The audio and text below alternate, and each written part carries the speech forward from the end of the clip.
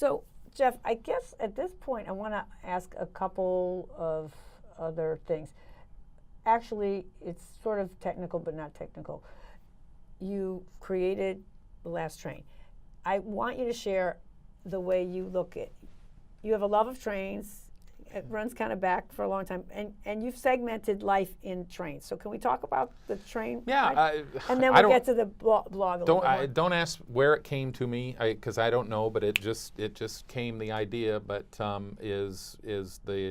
that I've boarded my last train, and that I talk about it in I guess in my biography, that life is a series of train rides. We go through transitions, and one of the things that happened too when I was diagnosed, I was amazed at how many people I heard, high school friends, college friends, people who I hadn't heard from in 30 years and things like that. And one of the things that was so nice is they would say, you had a positive impact on my life, 30 years ago or 35 years ago or 15 years ago. And so that kind of developed that whole analogy, and people then apologize, gosh, I'm so sorry we didn't stay in touch and things. And it's like we go through a series of train rides, and we can't take everybody from one train to the next train. There's not enough room. Right. And it's time to have a new impact on the new people who are on your train. And when you've had a positive impact on those in other trains, sometime you'll probably hear back from them. But I don't think we need to feel guilty. I mean, there are some people that, you want to stay in touch with, but the important thing is to have a positive impact on the people who, whatever train you're on right now. And don't get too focused on the one that you were on or the one that you think you're going on. It's, life is about now more than anything. And so that's kind of where that whole analogy came from. And I thought that it fit, that it's like, well, I've boarded my last train. The ticket's been punched, and I know what the destination is. I just don't know what time I'm going to get off that train. And what sights you might see along the way. Exactly.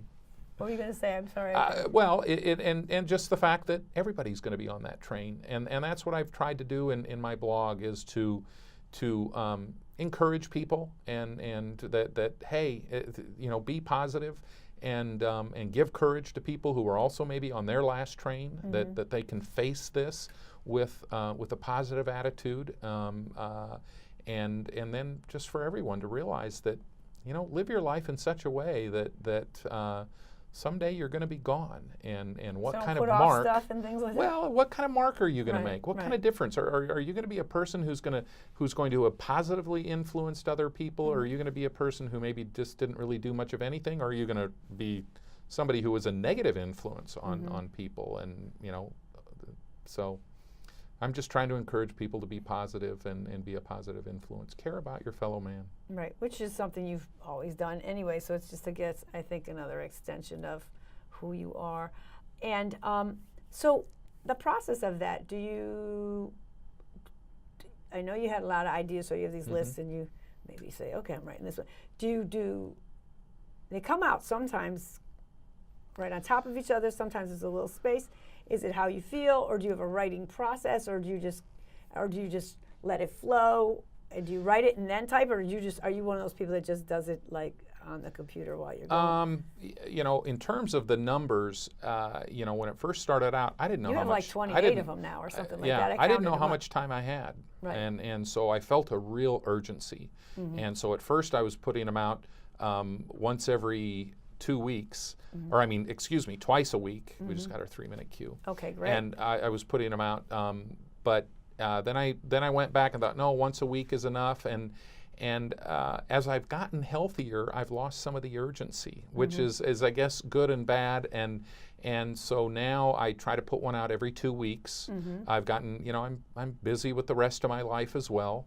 If I go into remission and it looks like, hey, I'm going to be here for a long time, I think what I'd like to do is just say, at least once a month I'm going to get on and I'm going to just write about things, and hopefully I can keep it interesting and that people will follow it. But as much as anything, I just wanted to share myself, my philosophies. I thought, if Maria and Zach are the only two people who read this, it would still be worth it. I love being able to go back and read some of my dad's newspaper columns and see what my dad thought. And the fact that now I've got several thousand people who are reading and what I think and getting feedback that I'm having a positive impact, that's and great. who they're sharing it with, you don't know that, Yeah. that you don't know how far.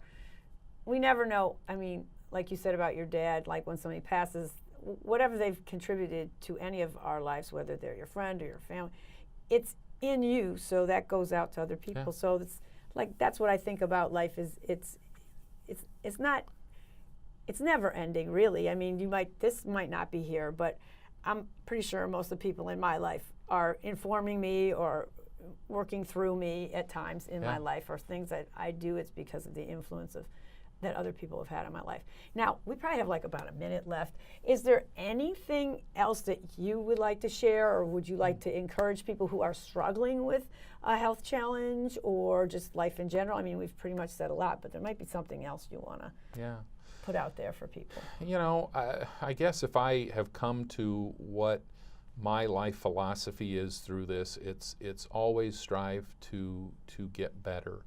And even if you reach a point in your life where you're not going to get better anymore in terms of your health, you can still have a positive impact on the people around you. Mm-hmm. You can still, share your love and share just what they've done for you, appreciation, it's just. Every time that we come in contact with somebody, it's an opportunity to have a positive impact. And gosh, you talk to people, and some of the biggest impacts of their life are people who are on their deathbeds. Some of the most impactful words can be in a person's last week. They listen to you more when those things are happening. I've noticed that with me. People listen to you more